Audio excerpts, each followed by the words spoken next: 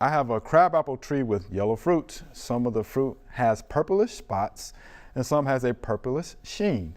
Can I use spotted fruit in crabapple jelly? And this is from Roxanne via YouTube. So, spotted fruit in crabapple jelly. What's wrong, Mr. D?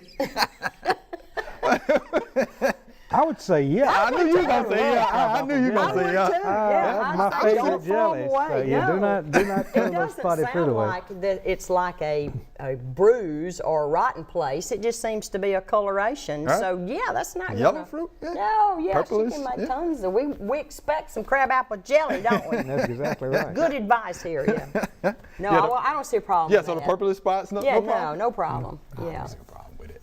I love crabapple jelly too. Last time I went by Miss Juanita Jones, she was out. Uh-oh.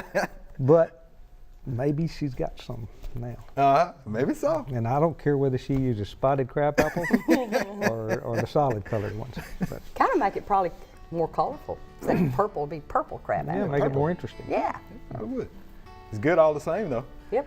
There you have it, Mixed Roxanne. Use it. Yeah, we don't have a problem with that. We don't see a problem with it anyway. No. We hope you loved the video. We would love for you to ask more questions. Be sure to leave those questions in your comments.